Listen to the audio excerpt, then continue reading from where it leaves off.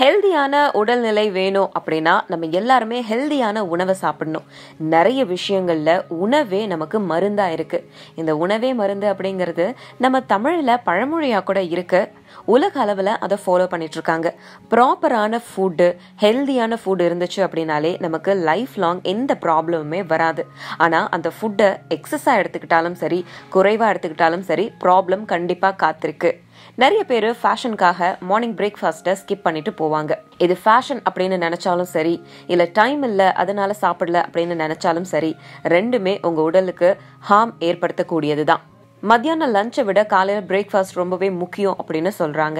ஏன்னா நைட்டு சாப்பிட்டு முடிச்சதுக்கு அப்புறம் கிட்டத்தட்ட நம்ம 12 மணி நேரங்கள் இல்லை குறைஞ்சது 8 மணி நேரம் நம்ம எதுவுமே சாப்பிடாம தூங்க போறோம். அப்படி இருக்கும்போது மறுநாள் காலையில நம்ம வயிற்றுக்கு ஃபுட் எடுத்துக்கல அப்படின்னா, தொடர்ந்து நம்மளோட வயிறு எம்டியா இருக்கு அப்படின்னா, நம்ம ஆர்கன்ஸுக்கு தேவையான ஊட்டச்சத்தோ இல்லை அது வேலை செய்யறதுக்கு தேவையான சோர்ஸோ கிடைக்காம போயிடும். முக்கியமா பிரேக்ஃபாஸ்ட் எடுத்துக்கிறதுனால உங்களுக்கு காலையிலேயே உடம்புக்கு தேவையான எல்லா எனர்ஜியும் கிடைச்சிடும். முக்கியமா காலையில நீங்க என்ன உணவு சாப்பிடணும் அப்படிங்கறத சூஸ் பண்றதுலயும் நீங்க கான்சியஸா இருக்கணும். நிறைய பேர் காலையிலேயே ஹெவியான ஃபுட் சாப்பிடுவாங்க. அது ரொம்பவே தப்பு. நம்ம தமிழ்நாட்டுல தோசை, இட்லி இது ஹெல்தியான பிரேக்ஃபாஸ்ட். ஆனா அதை விடவும் ஹெல்தியான பிரேக்ஃபாஸ்ட் வேணும் அப்படின்னா தினமும் ஓட்ஸ் எடுத்துக்கிறது ரொம்பவே நல்லது.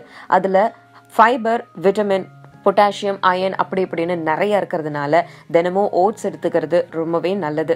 பட் அதை எடுத்துக்க முடியாதவங்க இட்லியோ தோசையோ இல்லை மார்னிங் பிரேக்ஃபாஸ்ட்டுக்கு என்ன டிஃபன் சாப்பிட முடியுமோ அதை டெஃபினட்டா ஸ்கிப் பண்ணாம சாப்பிடணும்.